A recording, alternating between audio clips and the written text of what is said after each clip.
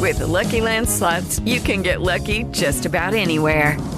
This is your captain speaking. We've got clear runway and the weather's fine, but we're just going to circle up here a while and get lucky. No, nothing like that. It's just these cash prizes add up quick. So I suggest you sit back, keep your tray table upright, and start getting lucky. Play for free at LuckyLandSlots.com. Are you feeling lucky? No purchase necessary. Void where prohibited by law. 18 plus terms and conditions apply. See website for details.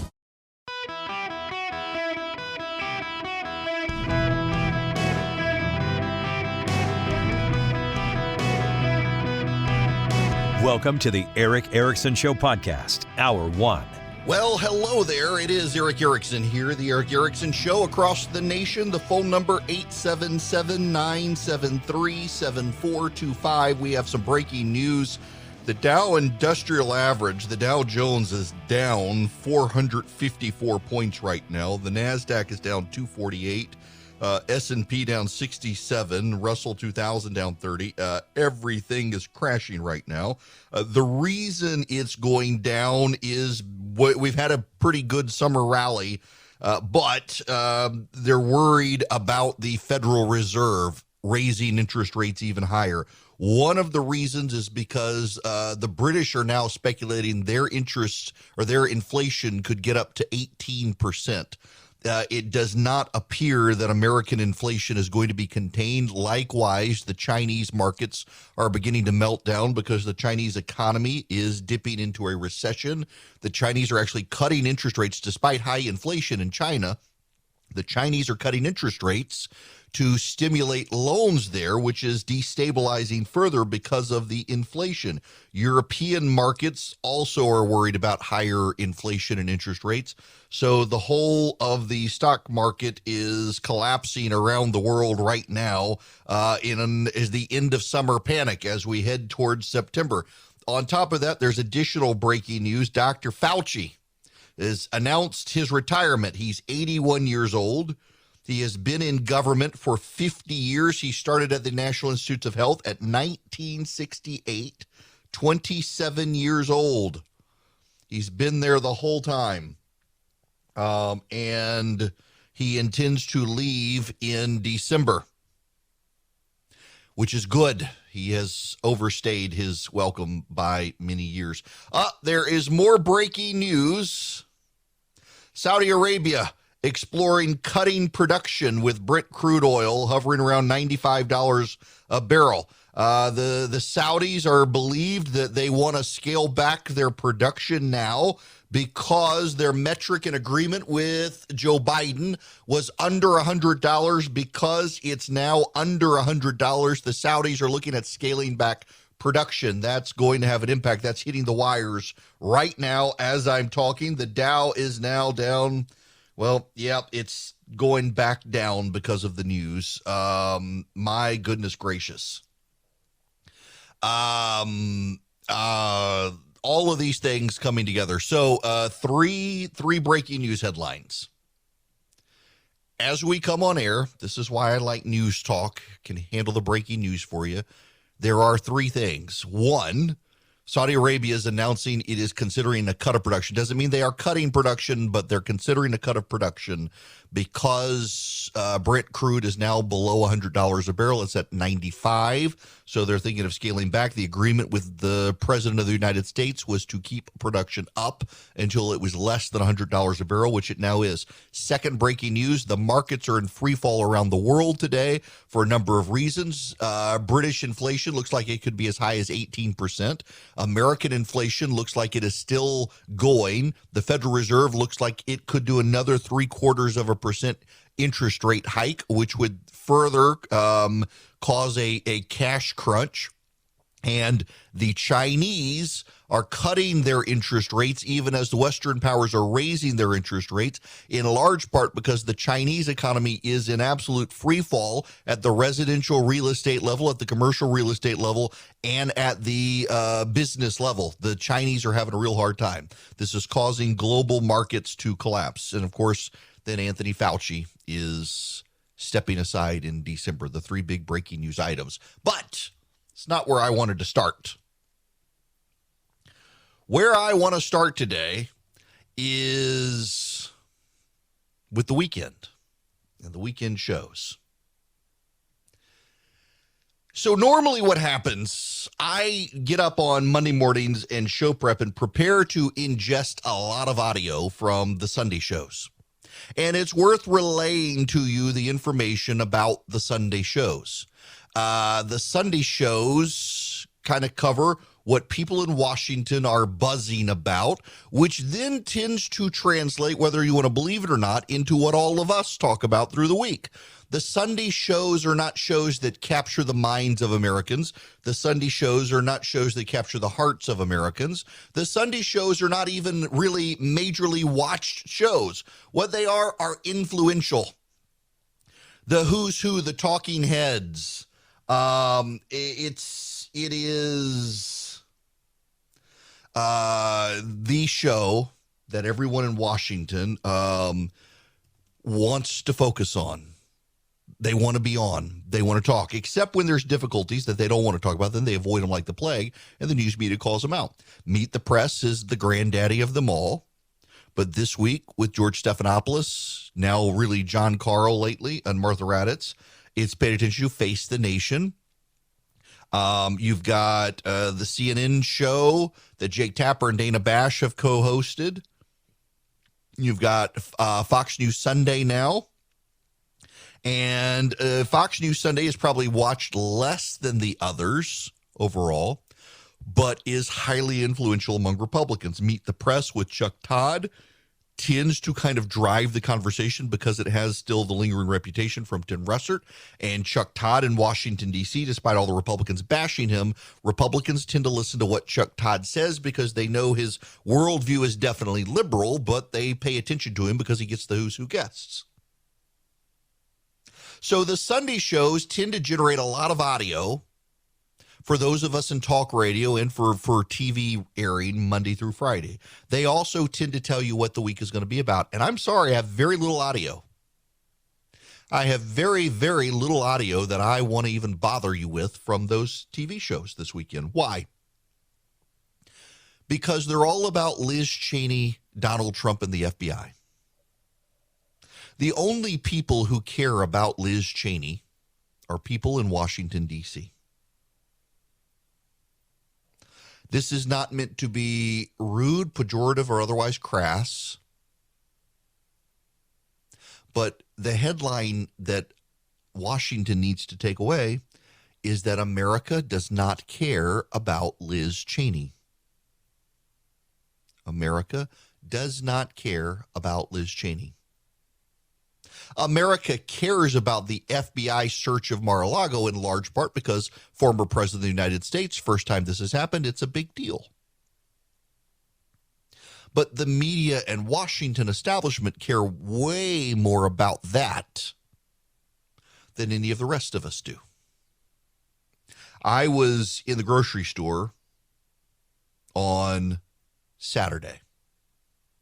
And I was looking for a particular cut of meat. I was having trouble finding short ribs. I made this weekend short rib ravioli. It was really good. I'll never make it again. I swear to you people, that thing took 48 hours to make. For the little amount of ravioli that I got out of it, just not worth it. Nonetheless, I was standing there looking. And I was looking, and there's an elderly lady. She was looking, and we were kind of bouncing around each other trying to look. And she says, well, while I've got you here, I just want you to know I appreciate what you do. And I said, thank you.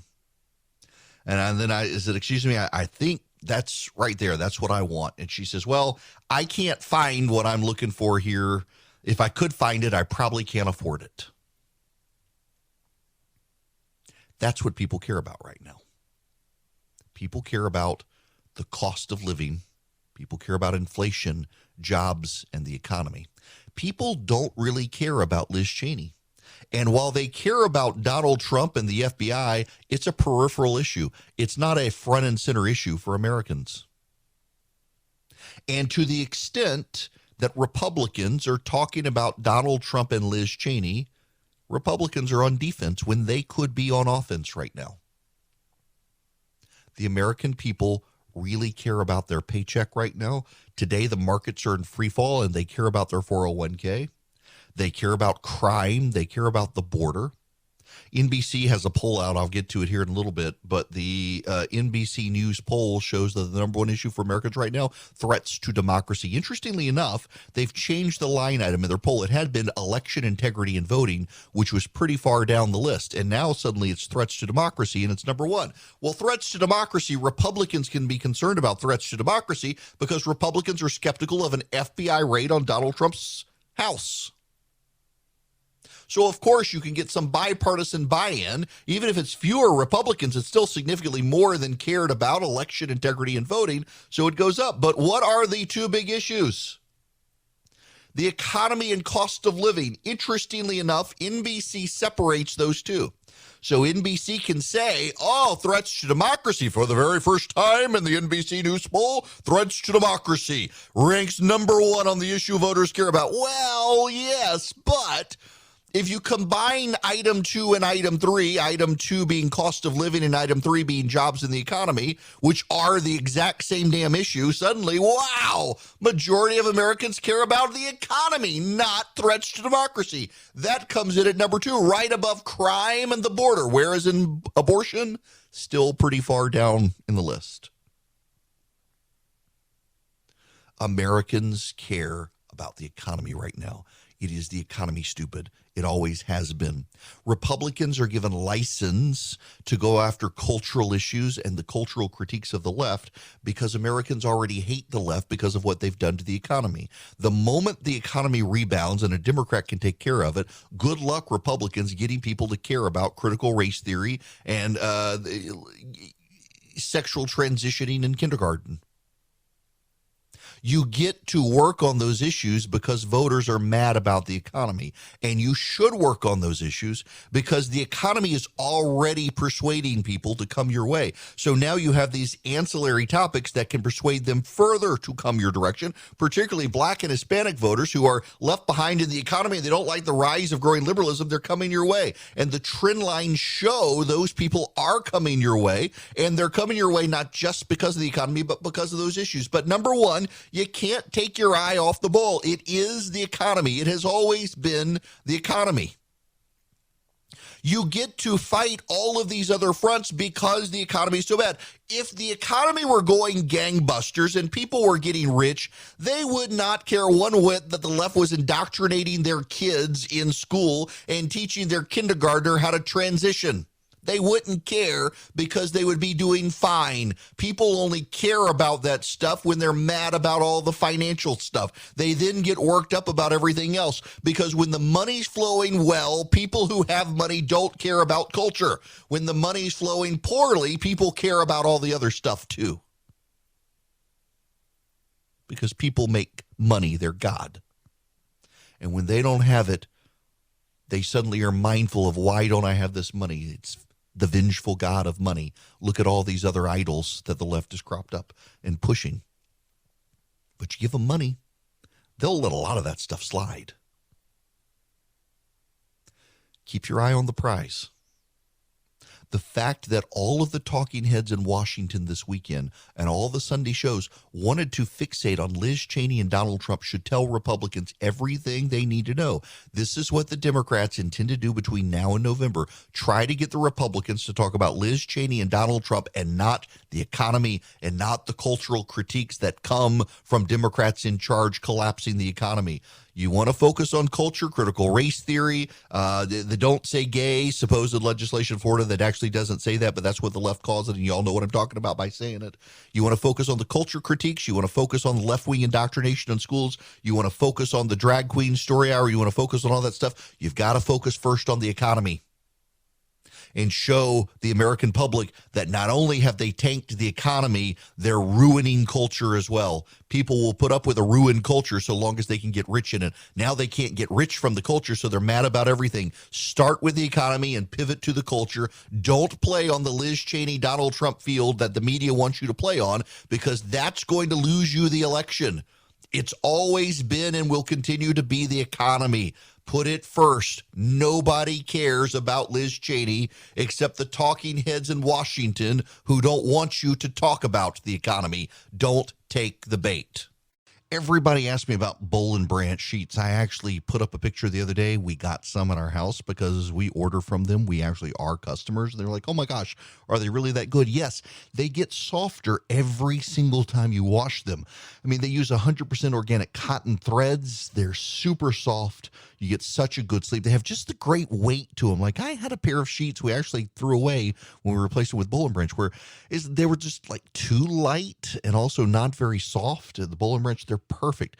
The drape across your body when you sleep, absolutely perfect. Boll and Branch uses the highest quality threads on earth for superior softness, for a better night's sleep. They've got over 10,000 stellar reviews. Their signature sheets come in 9 neutral colors in all sizes from twin to California King. You will feel the difference. And they're 100% free from toxins, no pesticides, no formaldehyde, no harsh chemicals. Get 15% off your first set of sheets when you use promo code ERIC, ERICK, at bollandbranch.com. That's Boll and Branch, BOLLAND branch.com. The promo code is ERIC, ERICK.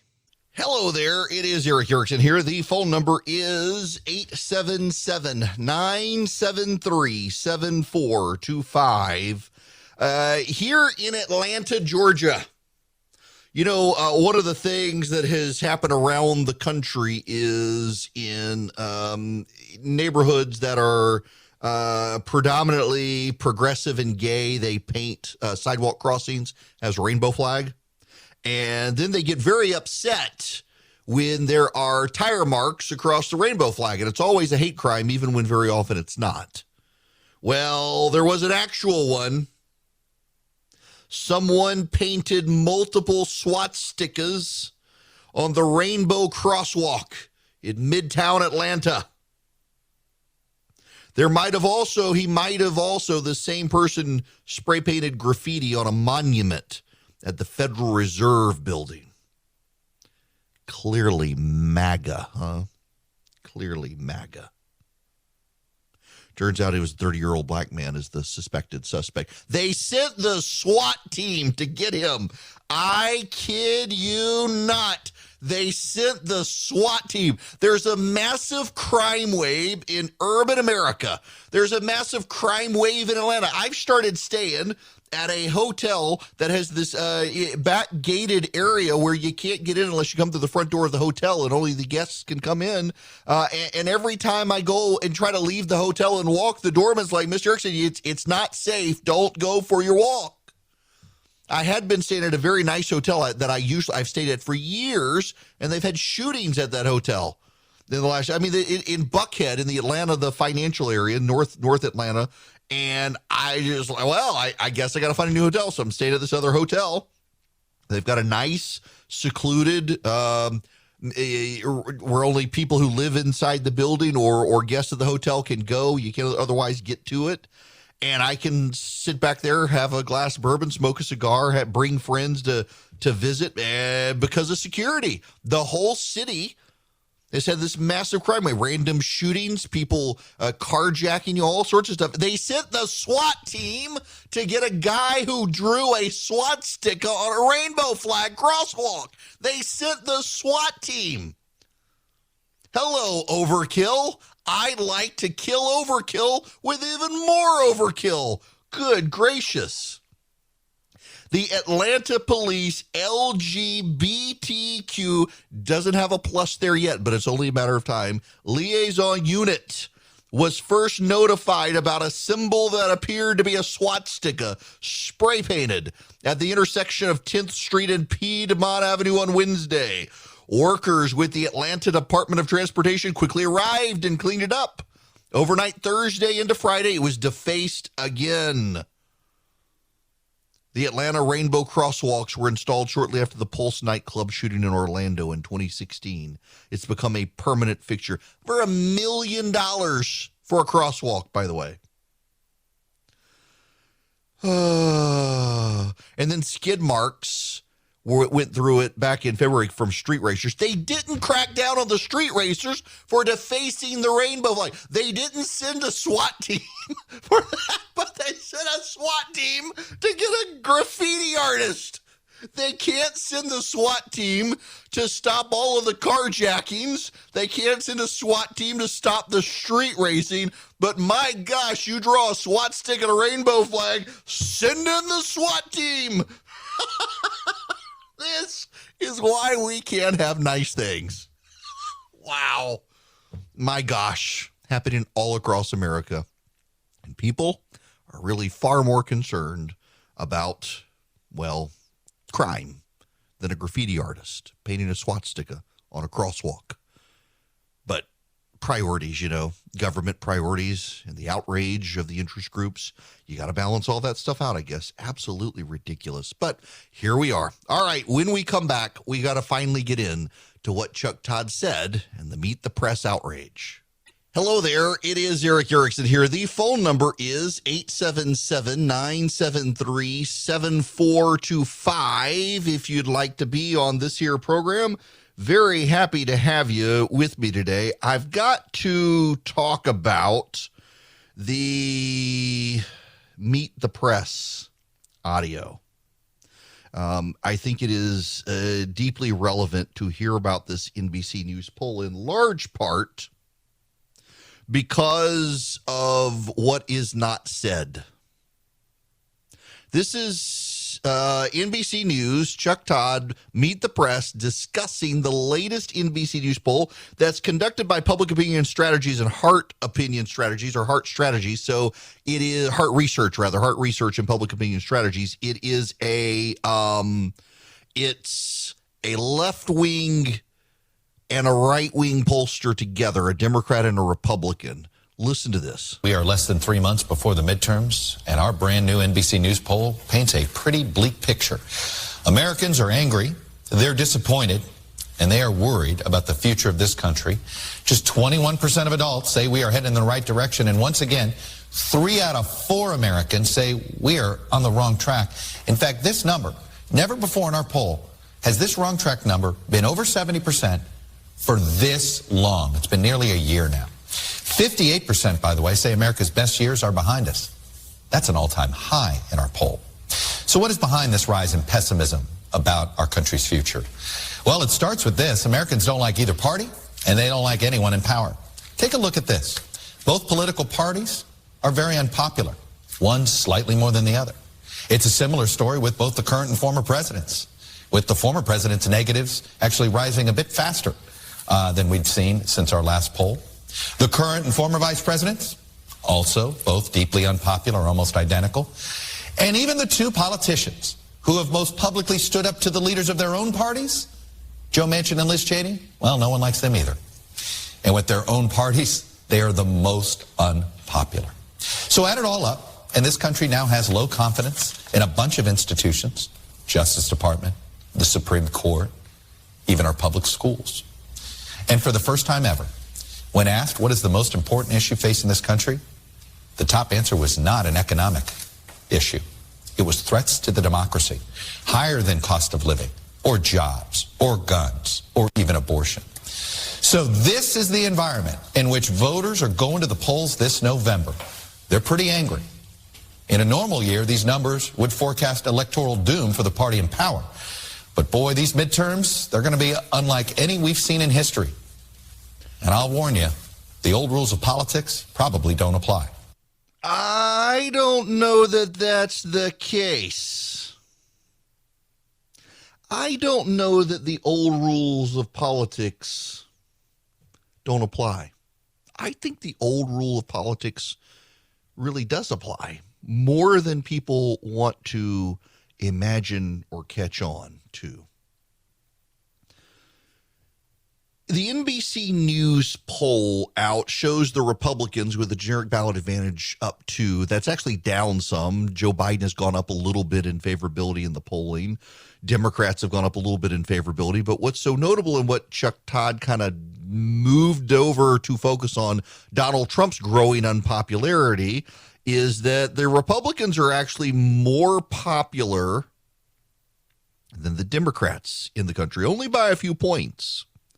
But still, and Joe Biden's unpopularity is still, well, only a 42% approval. There's a 13-point gap.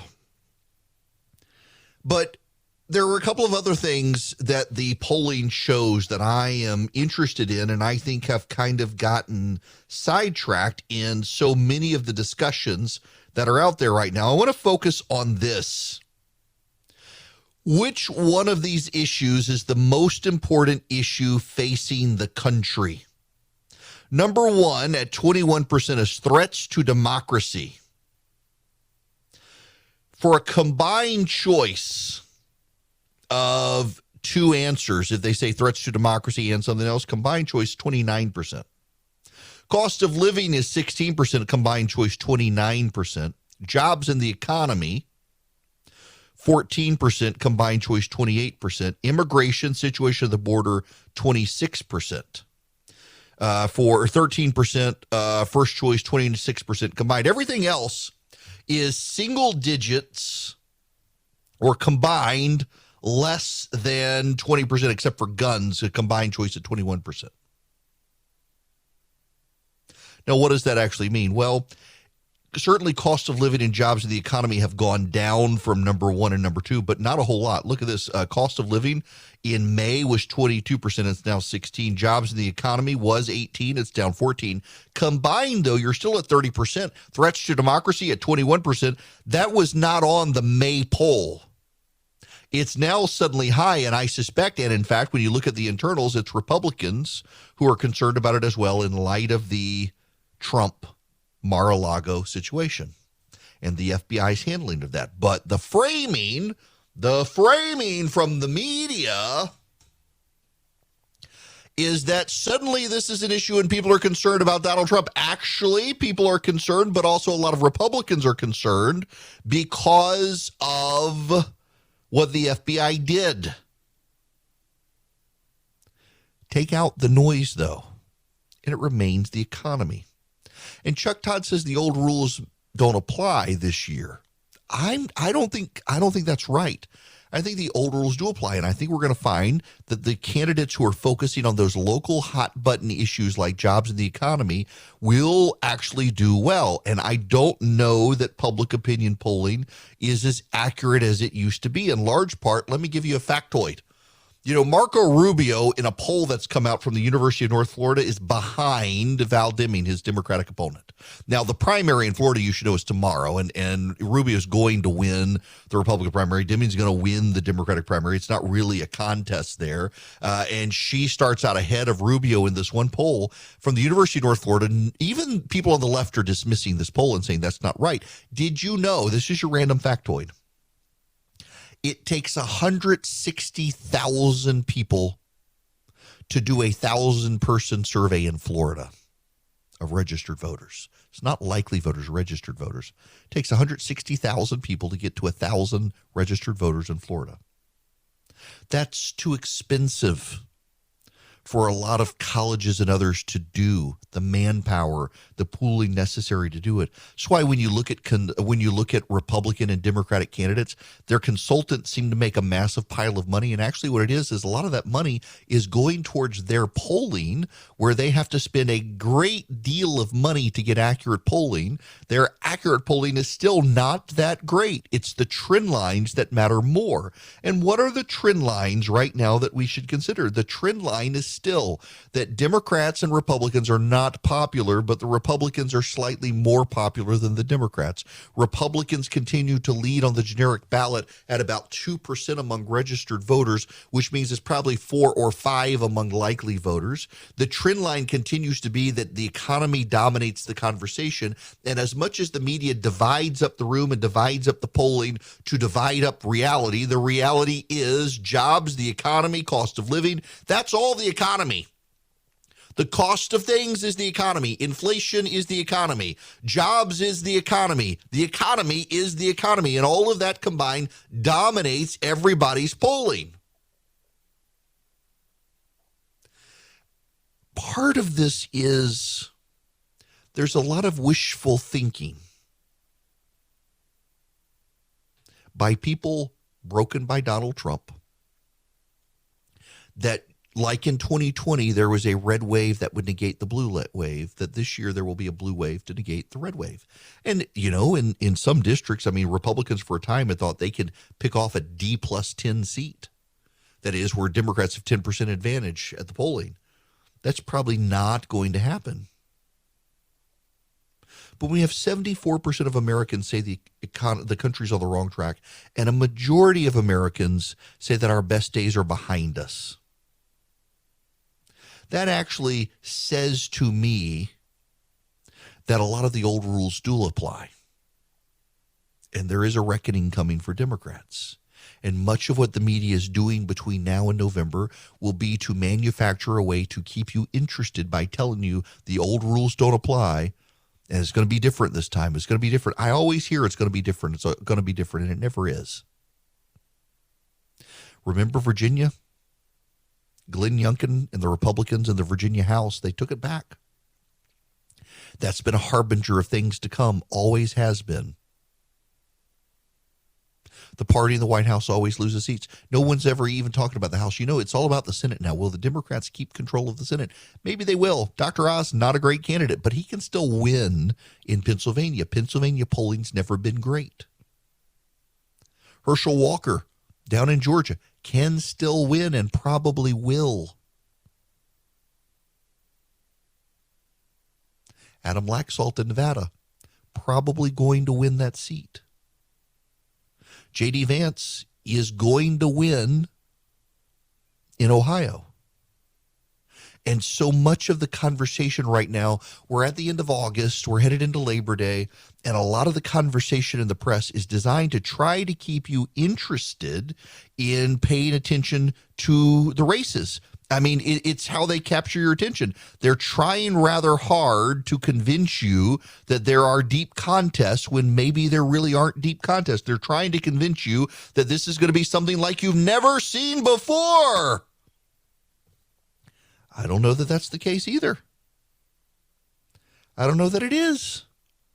I think the old rules apply. I think it's the economy. And I think when we get away from pretending from that, we get distracted by things that don't really matter. I'm telling you, the Republicans need to focus on the economy, and what they need to do is they need to take all of Jennifer Granholm's clips, and they need to turn Jennifer Granholm's clips into Marie Antoinette-style commercials of what the Democrats think. She's done it again. Jennifer Granholm, let me play you this audio. This is Jennifer Granholm on Fox News Sunday. And really, you could make the same argument. We were talking about tax breaks for adding solar panels, energy efficient windows, appliances, heat pumps. What do you say to the families who simply can't afford this stuff in the first place? Well, number one, for your home, yes, there are significant incentives in this bill, which is great, to reduce people's energy costs on a monthly basis.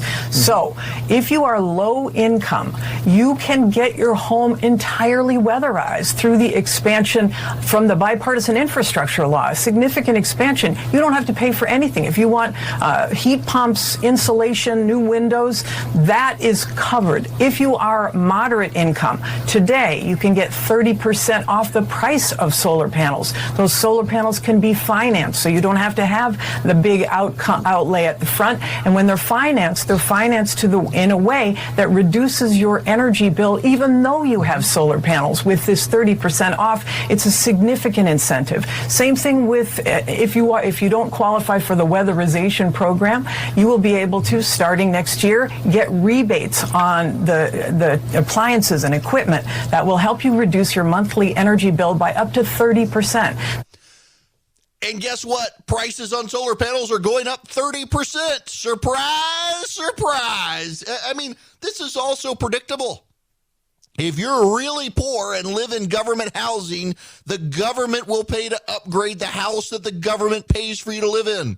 But if you're of moderate income, get ready to shell out money. You want to save money, you got to spend money to weatherize your house and buy your electric car. This is also tone deaf. We're going to give you tax credits and deductions, but you've got to shell out a lot of money, and the cost of all these things have gone up by the amount of the deduction, so you're still not going to get a lot. This is like Ford announcing it's going to raise the price of the electric F-150 by the amount of the electric vehicle tax credit. Of course, the solar panel people from China are going to do the same thing. Let them eat cake. You poors want to save some money, go buy solar panels. And yet they say the old rules don't apply. No. I think the old rules really, really do apply. Patriot Mobile is contributing to the conservative cause. There's a story I got to talk about when we come back. Leonard Leo, a friend of mine, has gotten $1 billion grant from a Republican donor to fund conservative activist causes, and Patriot Mobile is not part of that, but Patriot Mobile does that with their profits, that you, by giving your business to Patriot Mobile, helps them generate profits. They in turn take those profits and they apply the profit to the conservative cause, from the First Amendment to the Second Amendment to you name it. It's a wonderful operation, and you get guaranteed great service. So you get 5G, you get data, you get voice. You bring your cell phone number to them, or they can give you a new cell phone number if you want a new cell phone number. They have 100% American-based customer service. What you do is you call 972-PATRIOT or go to patriotmobile.com/Eric, patriotmobile.com/ERICK. Tell them I sent you. You also get free activation if you use my name, and you're working with people who share your values, and then they take the profits you help them generate and give it to the causes you care about. It's a great way to amplify your dollars to fight for the conservative movement. Hi there, it is Eric Erickson here. The phone number is 877-973-7425. If you would like to be a part of this program, you are more than welcome to be here. So this is a kind of important news. The New York Times has a report that Leonard Leo of the Federalist Society has been given $1 billion. I'm trying to find the link to the story here. Well, let's see. Where is it? So the New York Times has reported this of $1.4 billion to Leonard Leo to oversee an organization that will give money to the conservative movement and conservative causes. And the left is absolutely outraged. $1.4 billion in dark money. Sheldon Whitehouse, the idiot racist from Rhode Island who's in the U.S. Senate. Remember, he and his wife belong to a bunch of all-white country clubs, and it never even occurred to them that maybe not a good idea. Keep in mind, a Swiss billionaire has been funding the Democrats' dark money groups. And Sheldon Whitehouse is all upset about its $1.6 billion to Leonard Leo from Bar Seed, electronics manufacturing mogul, the beneficiary, a new political group controlled by Leonard Leo. And they will be able to spread it around the conservative movement, larger than the Koch Foundation, by the way. Here's the thing, what the Democrats don't want to tell you, what maybe they don't even know, is Arabella Associates is the left-wing dark money group funded by people who aren't even American nationals, among others.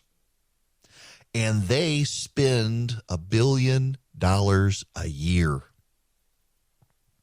$1 billion a year.